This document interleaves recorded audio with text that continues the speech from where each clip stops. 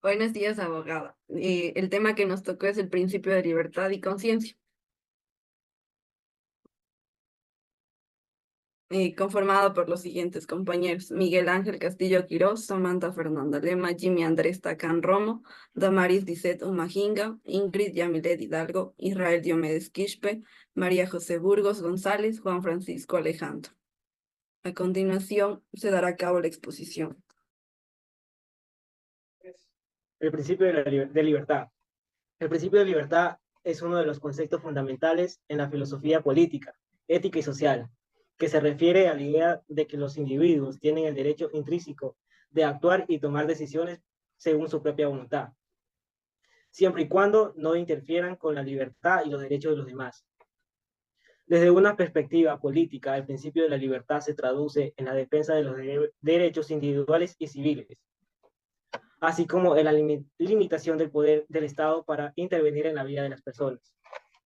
Esta idea ha sido central en el desarrollo de sistemas políticos como la democracia liberal y el liberalismo clásico, que sostienen que el Estado debe proteger y promover la libertad individual como uno de sus principales objetivos. Mas, sin embargo, la noción de libertad no es absoluta y puede entrar en conflicto con otros valores y principios, como es la justicia social o la seguridad colectiva. Por lo tanto, su aplicación práctica a menudo implica encontrar un equilibrio entre la autonomía individual y las necesidades y derechos de la sociedad en su conjunto. La noción de libertad en el ámbito del derecho constituye un concepto central que ha sido objeto de profunda reflexión y debate a lo largo de la historia jurídica. La libertad ha sido un ideal aspiracional que ha moldeado la estructura y el funcionamiento de los sistemas jurídicos en todo el mundo. A continuación, exploraremos en su profundidad el principio de libertad desde la perspectiva del derecho, analizando su naturaleza, su alcance y la relevancia en la configuración de un Estado de derecho justo y equilibrado. 1. Naturaleza del principio de libertad. El principio de libertad, en su esencia, refleja la capacidad inherente del individuo para actuar según su propia voluntad, dentro de los límites establecidos por la ley y el respeto de los derechos de los demás. Esta libertad consagra en las constituciones y tratados internacionales, abarcando una amplia gama de derechos y libertades individuales, tales son como la libertad de expresión, la libertad de religión, de asociación y el derecho a la privacidad. 2. El alcance del principio de libertad. El principio de libertad se extiende más allá del ámbito individual para abarcar también la esfera colectiva de la sociedad. En este sentido, la libertad no solo implica la capacidad de los individuos para tomar decisiones y actuar según su propia voluntad, sino también el derecho de las comunidades perdón, sino también el derecho de las comunidades a organizarse y expresar sus opiniones y valores de manera libre y sin ser interferidas por el Estado u otras autoridades. Esta dimensión colectiva de libertad es fundamental para garantizar el pluralismo y la diversidad en una sociedad democrática. 3. La relevancia del principio de libertad en el Estado de Derecho. En el marco de un Estado de Derecho, el principio de libertad desempeña un papel fundamental en la protección de los derechos individuales y la limitación del poder estatal. Las leyes y las constituciones, al reconocer y proteger una amplia gama de derechos y libertades, actúan como salvaguardas contra los abusos de autoridad y las violaciones de derechos. Además, el principio de libertad implica la existencia de un sistema de control y equilibrio de poderes, donde el poder estatal está sujeto a la supervisión y el escrutinio de órganos independientes como los tribunales de justicia y los organismos de derechos humanos. A continuación, mi compañero, gracias. Un ejemplo claro y preciso sobre el principio de libertad puede ser el derecho de la libre expresión, ya sea en una sociedad o comunidades, sin miedo a represalias de organizaciones, personas. Cada persona tiene sus propias creencias, propias culturas, y eso, en pocas palabras, tiene que respetarse y hacerse notar a través de las sociedades. Otro ejemplo sería que una persona llega a una comunidad nueva donde no tenga conocimientos sobre la cultura de la misma, pero a través de las influencias va haciendo notar su gusto sobre sus propias creencias y de las creencias o cultura de la comunidad. La sociedad tiene que tener en cuenta que una comunidad no está en sí pues, con conocimiento sobre las mismas culturas exteriores, sino que vienen desde y las culturas, tradiciones y todo. La persona tiene que tener en claro que no es miedo a expresar su punto de vista y también no tener miedo a que discriminen sus etnias, su género u sus opiniones, ya que eso es un derecho fundamental del ser humano. La conclusión, podemos decir que el principio de libertad es un pilar fundamental y es un derecho que viene desde la Constitución a nivel internacional, ya que trata de ser lo más democrático posible, pero también justo con las personas, ya que esto demuestra la autonomía y la capacidad de cada persona para socializar dentro de una comunidad y también cómo debe ser tratada a las mismas personas sin miedo a críticas o discriminaciones. La libertad individual no solo implica la ausencia de participación de personas exteriores o comunidades o influencias de las mismas, sino que también va de la mano con la influencia que va las culturas y la creencia de la misma región de donde está la persona, radica. Sin embargo, tiene que tener en cuenta que es un principio de libertad absoluto, tiene que ser equilibrado con los valores y derechos, ya que la igualdad tiene que estar de la mano con los derechos de las personas y la justicia. La libertad no puede ser infringida por ninguna persona, ya que están protegidos por los derechos humanos, como anteriormente nos mencionamos, ¿ya? Y en caso que se vulnere los derechos, vienen con la implicación que se tiene que cumplir una condena de libertad o una multa a la persona que está discriminando o haciendo mal de los derechos. A continuación, mis compañeros.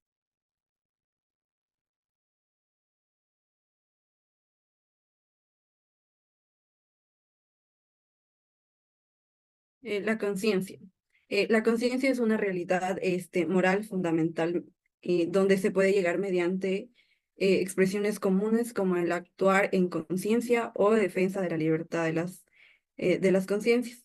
Es una parte insuprimible de de la experiencia humana, como lo expresa San Agustín y Dante en sus escritos. Dentro de esta vamos a ver la importancia de la conciencia, el tratamiento en la moral cristiana y la conciencia y moralidad. Dentro de la importancia de la conciencia, esta se considera la norma próxima de moralidad, la que significa que tiene un gran peso en la formación del juicio moral.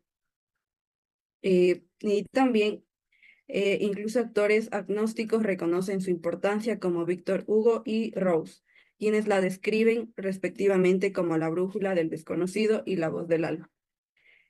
Tratamiento de la moral cristiana. Dentro de esta, la moral cristiana se basa en un tratamiento profundo de la conciencia. Pío XII describe como el núcleo más íntimo y secreto del hombre, donde se enfrenta al bien y al mal, y donde se determina su camino en la vida. La conciencia y moralidad. Aquí es importante entender que las conciencias es una norma de moralidad, pero no es la única ni parece de referente.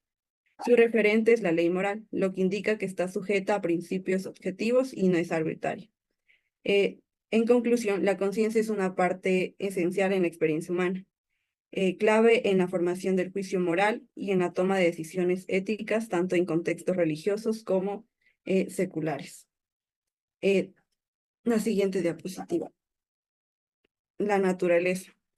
Eh, sobre la naturaleza de la conciencia se enfoca en su significado moral. La conciencia se entiende como un juicio moral que califica la bondad o la malicia de un acto, no en términos psicológicos o cognitivos, sino en un sentido ético. Esta menciona que la inteligencia humana tiene dos dimensiones, teórica y práctica. Los juicios de la conciencia se basan primero en principios evidentes por sí mismos, como el principio de no contradicción. Nada puede ser y no ser al mismo tiempo en el mismo aspecto. El primer principio del entendimiento práctico es evidente. Hay que hacer el bien y evitar el mal. En la capacidad de discernir estos principios morales se llama conciencia moral, que es un ámbito y un juicio que corresponde al entendimiento y la guía de la voluntad hacia la acción o la misión. La conciencia juzga según criterios anteriores a ella misma, como la ley natural o la ley divina positiva. En este se afirma que la conciencia no es una autónoma en el sentido de crear su propia ley, pero sí es autónoma en el sentido de que no es ilícito en el coaccionar. Este se considera el máximo grado de dignidad en los seres humanos, llegar a la realización del bien por su propia voluntad. Estados en que se puede encontrar la conciencia. Existen diferentes estados o tipos de conciencia desde distintos enfoques. Estas se dividen en varias categorías principales, según el momento del juicio. La conciencia antecedente. En esta se juzga un acto que se va a realizar, consciente, consecuente, juzga sobre un acto ya realizado, según la conformidad con la ley moral. Conciencia recta. Se juzga correctamente basada en los principios verdaderos. En la conciencia errónea se juzga erróneamente el principio falso que se considera verdadero. Según el asentimiento. En la conciencia cierta, juzga con seguridad sobre la bondad o maldad de una acción. En la conciencia probable, juzga con temor a equivocarse. Y en la conciencia dudosa, declara no saber si una acción es ilícita o no. En esta se destaca que una conciencia cierta no siempre será recta, ya que puede estar equivocada. Y asimismo se menciona que una conciencia recta generalmente es cierta, pero también puede estar equivocada. Siguiente diapositiva. La conciencia verdadera y la conciencia errónea. La diferencia entre la conciencia verdadera y la conciencia errónea en el ámbito moral y jurídico, así como las implicaciones éticas de seguir a cada una de ellas. La conciencia verdadera y errónea. Esta es la obligación moral central, es juzgar siempre con una conciencia cierta y verdadera, basada en el conocimiento de la ley natural, divina o humana. La conciencia es subjetiva y próxima a la moralidad. Si falla la conciencia, falla la acción moral. Seguir la conciencia errónea. En esta se debe seguir la conciencia invisiblemente errónea, ya que presenta creencias subjetivas en lo correcto, aunque esté equivocada. Y no seguir también la conciencia sería ir contra la ley moral y la propia libertad. Corrección de la conciencia errónea. En es ético superar el error de la conciencia, visiblemente erróneo, ya que actos realizados en esta condición son moralmente imputables. Nunca es ilícito mantenerse en una conciencia visiblemente errónea para actuar más libremente, ya que esto sería una conciencia laxa. Conciencia escrupulosa y perpleja. En esta, la conciencia escrupulosa juzga ilícito lo que en realidad no lo es y no debe ser seguido. La conciencia perpleja se encuentra el mismo peso y en el valor en múltiples supuestos posibles. Es ético superar que la preferibilidad mediante una mejor investigación y consulta, decidiéndose por la solución que es mejor salvaguardar los principios morales. En este también aborda la actuación profesional y como la competencia profesional. Equivale a salir progresivamente de la perplejidad moral. Gracias. A continuación, la siguiente compañera.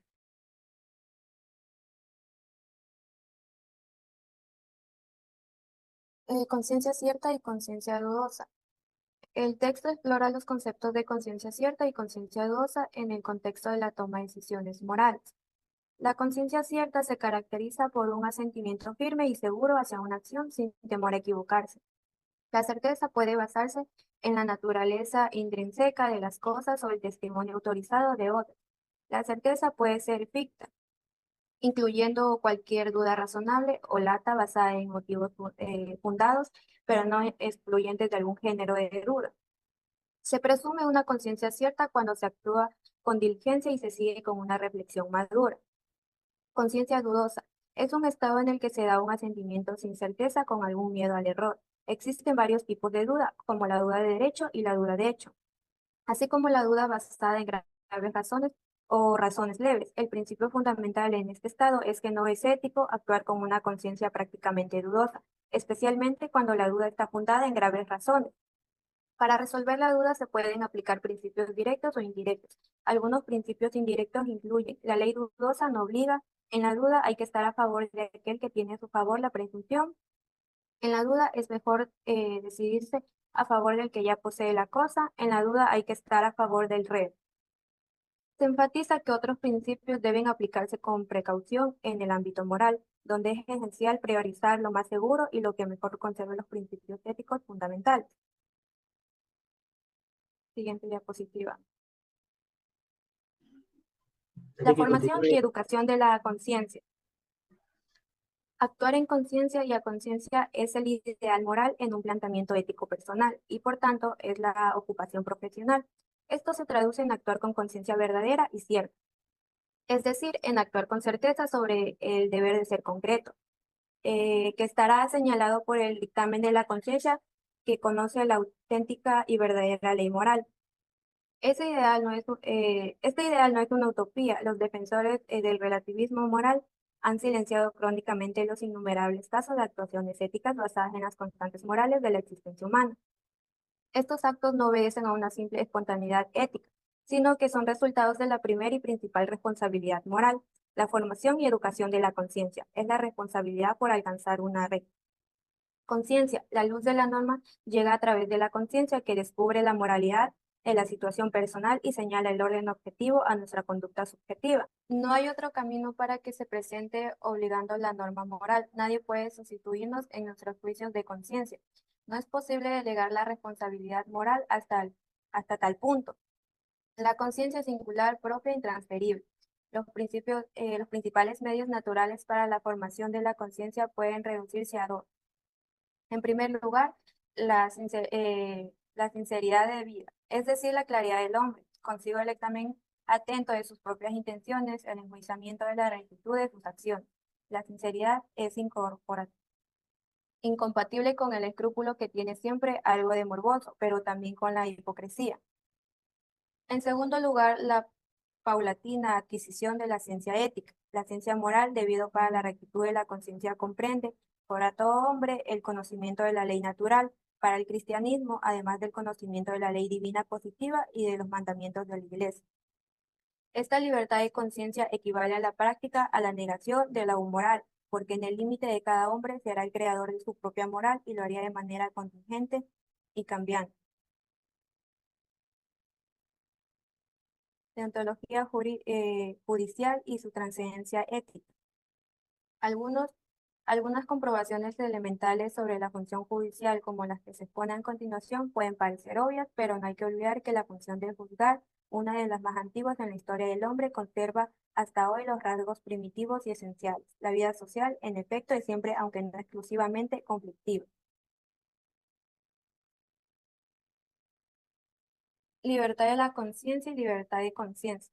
Libertad de conciencia se refiere al derecho de cada individuo a decidir por sí mismo en base de su propia conciencia, que es personal e intransferible. Cualquier coerción o presión sobre la conciencia se considera inmoral, aunque el juicio de la conciencia puede ser erróneo si el error no es conocido de manera invencible. Sería inmoral actuar en contra de ese dictamen. Libertad de conciencia. Este término se refiere a la conversión de la conciencia en la legisladora en los asuntos morales. Implica que la conciencia decida sería considerado verdadero e incluso si está en conflicto con la ley moral. Esta idea equivale a la negación de la moralidad, ya que cada individuo sería el creador de su propia moral de manera contingente y cambiante. El texto argumenta que la libertad de conciencia entiende como la autoridad suprema de la conciencia individual sobre cualquier norma objetiva socava de la moralidad misma. También rechaza la noción de adaptar la conciencia a comportamientos morales dominantes o frecuentes, ya que esto no se puede ser criterios de moralidad. En resumen, la libertad de conciencia se defiende como un derecho individual, decidir moralmente, mientras que la libertad de conciencia es el sentido de hacer que la conciencia sea la única fuente de moralidad. Se considera problemática y contraria a la moral objetiva. Gracias.